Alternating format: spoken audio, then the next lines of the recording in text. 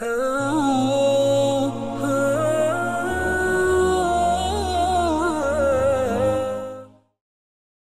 সবসময় সামনের কথাই ভাবি, সামনের দিনগুলো কিভাবে চলবে, কত টাকা উপার্জন করব, আমার ছেলে মেয়েদের ভবিষ্যৎ উজ্জ্বল করার জন্য আরও কি করা দরকার, সুখে শান্তিতে দুনিয়ায় থাকতে হলে আরও কি করা যেতে পারে, এসব নিয়েই আমরা ভাবি। কিন্তু আমাদের সামনে যে অনন্ত জীবন পড়ে আছে, তার জন্য আমরা কতটুকু পরিকল্পনা করি। আমাদের কোনো প্রিয়জন মারা গেলে আমরা শোক প্রকাশ করি, কেউ কেউ পাগলের মতো প্রলাপ বকতে থাকি, কেউ বা বুক চাপড়িয়ে পোশাক পরিচ্ছদ ছেড়ে মাথায় ধুলামাটি ছিটিয়ে কিংবা মাটিতে গড়াগড়ি করে বিলাপ করতে থাকি। কেউ কেউ এ আকাল মৃত্যুর জন্য মহান আল্লাহ রব্বুল আলমিনকে দায়ী করেন।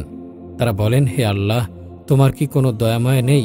তুমি কেমনে আমার বাজানরে লইয়া গেলা? পৃথিবীতে আমরা সবাই মুসাফির বা ভ্রমণকারী। পার্থক্য একটাই, কেউ আগে আসে আগে যায়, আর কেউ পরে আসে পরে যায়। পৃথিবীর জীবনকে যানবাহনের স্টেশনের সঙ্গে তুলনা করা যায়। গাড়িগুলো যেমন একটা নির্দিষ্ট সময় স্টেশনে এসে থামে এবং কিছু যাত্রী নিয়ে আবার চলে যায়, তেমনি আল্লাহ তাআলা অসংখ্য আদমকে দুনিয়াতে নামিয়ে দিচ্ছেন এবং উঠিয়ে নিয়ে যাচ্ছেন। পৃথিবীর জীবন খুবই সংক্ষিপ্ত। মূলত আমরা সবাই রুহের জগতে ছিলাম, সেখান থেকে একটি নির্দিষ্ট সময়ের জন্য আমাদের পৃথিবীতে পাঠানো হয়েছে। হায়াত শেষ হয়ে গেলে আবার আমাদের সেখানে চলে যেতে হবে। পবিত্র কোরআনের সূরা আল ইমরানের ১৪৫ নং আয়াতে বলা হয়েছে, আর আল্লাহর হুকুম ছাড়া কেউ মরতে পারে না। সেজন্য একটা সময় নির্ধারিত রয়েছে। আমাদের এই জীবন খুবই সংক্ষিপ্ত। পরকালের জীবনের কাছে দুনিয়ার জীবনের উদাহরণ হল বিশাল সাগরের পানি সম্ভারের তুলনায় এক ফোঁটা পানির মতো। ইসলামের দৃষ্টিতে আমরা আল্লাহর রহমতে আরোগ্য লাভ করি।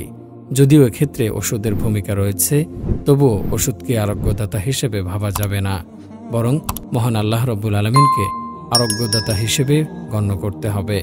অসুস্থতা সম্পর্কে হজরত মুহাম্মদ সাল্লাল্লাহু আলাইহি সাল্লাম বলেন, মুমিন ব্যক্তি তার পাপের প্রায়শ্চিত্ত করা ছাড়া কখনো কষ্ট, দুর্ভোগ, অসুস্থতা, দুঃখ কিংবা মানসিক যন্ত্রণায় ক্লিষ্ট হয় না। আমরা অনেক সময় হায়াত বাড়িয়ে দেওয়ার জন্য আল্লাহর কাছে দোয়া করি।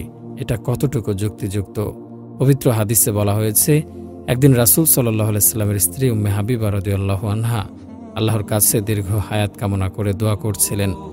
এমন সময় রাসূল সাল্লাল্লাহু আলাইহি সাল্লাম এসে হাজির হন। তিনি বলেন, তুমি এমন এক বিষয়ের জন্য দোয়া করছো যেটা তিনি আগে থেকেই তোমাদের জন্য নির্দিষ্ট করে দিয়েছেন এবং তোমাদের রিজিক নির্দিষ্ট করে দিয়েছেন এবং বন্টনও নির্দিষ্ট করে দিয়েছেন। আমাদের পরিবারের কেউ অসুস্থ হলে মৃত্যু ভয়ে আমরা ভীত হই। তাকে বাঁচানোর জন্য আমরা পাগল হয়ে যাই। দেশে বিদেশে যার যার সাধ্যমতো বড় বড় ডাক্তার কবিরাজ দেখাই, যাতে সে সহজেই আরোগ্য লাভ করে। কিন্তু তারপরও সে আমাদের ছেড়ে চলে যায়।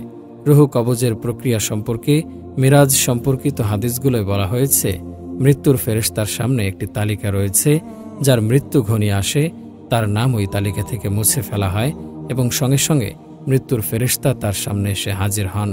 মৃত ব্যক্তির জন্য আমরা কান্নাকাটি করি।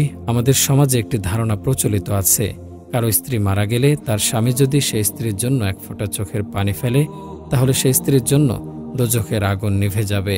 অথচ রাসূল সাল্লাল্লাহু আলাইহি সাল্লাম বলেছেন, জীবিত ব্যক্তিদের কান্নায় মৃত ব্যক্তি কষ্ট পায়। সুতরাং কারো মৃত্যুতে উচ্চস্বরে কান্না না করে তার জন্য দোয়া করা উচিত। মৃত্যুর জন্য আমাদের সবাইকে প্রস্তুত থাকতে হবে। এজন্য অবশ্যই দুনিয়ার জীবনের চেয়ে আখেরাতের জীবনকে বেশি গুরুত্ব দিতে হবে। সেজন্য আমরা সবাই কোরআন ও হাদিস বুঝে পড়ব, ৫ ওয়াক্ত নামাজ গুরুত্বের সঙ্গে আদায় করব, যাকাত প্রদানে কার্পণ্য করব না, যে কোনো ধরনের গুনাহ থেকে বিরত থাকব, ছোট গুনাহকে অবহেলা করব না, মা বাবার খেদমত করব এবং কারো হক নষ্ট করব না। মৃত্যু আমাদের অতি কাছে।